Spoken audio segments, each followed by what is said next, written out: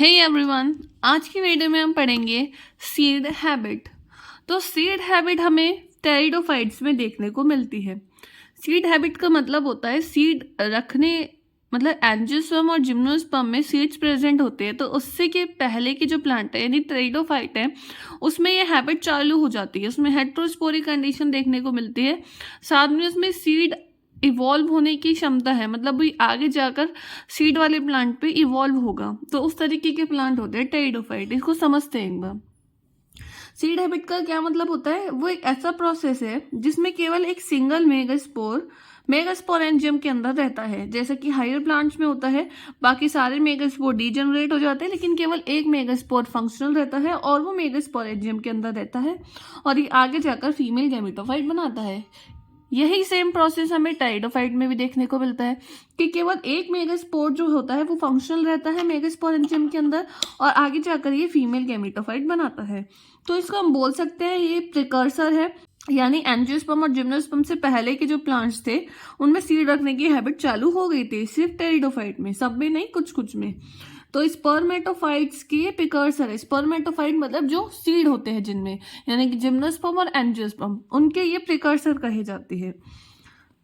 अब क्या क्या कैरेक्टरिस्टिक्स होने चाहिए किसी भी प्लांट में कि सीड फॉर्मेशन हो सके? तो सबसे पहली चीज तो हेटेरोस्पोरी होनी चाहिए।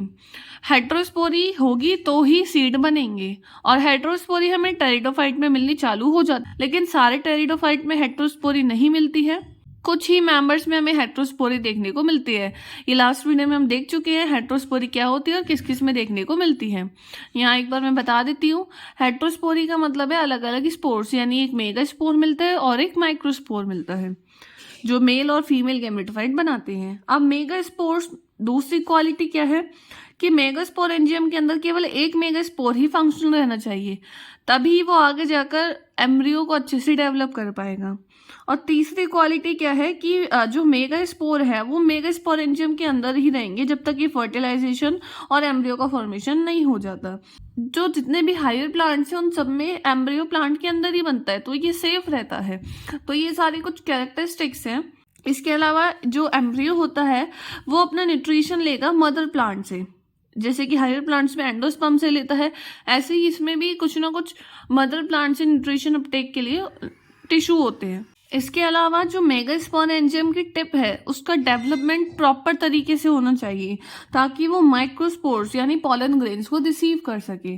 तो ये 5 पॉइंट ऐसे हैं जो होगा तो ये करेक्टरिस्टिक होगा उसका कि इनमें सीड होंगी। हेटेरोस्पोरी होनी चाहिए, केवल एक मेगास्पोर फंक्शनल होना चाहिए, और मेगास्पोर तब तक मेगास्पोरेंजियम के अंदर है जब तक कि फर्टिलाइजेशन और एम्ब्रियो ना बन जाए।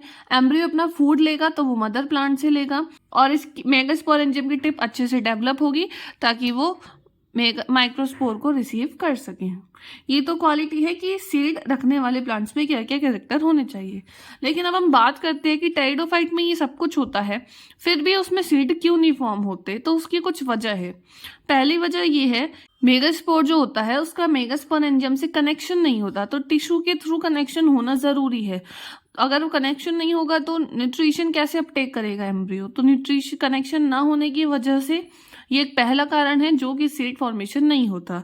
दूसरा, इसमें इंटेग्यूमेंट एब्सेंट होते हैं। हम देखते हैं कि हायर प्लांट्स में इंटेग्यूमेंट देखने को मिलते हैं जो आगे जाकर सीड की कवरिंग बनाएंगे, लेकिन इसमें इंटेग्यूमेंट नहीं होते तो सीड की कवरिंग बनाएगा कौन? तो ये भी एक रीज़न है जिसकी वजह से इनमें सीड नहीं बनते हैं। तो ये टेरिडोफाइट्स में हमें सीड हैबिट देखने को मिलती है।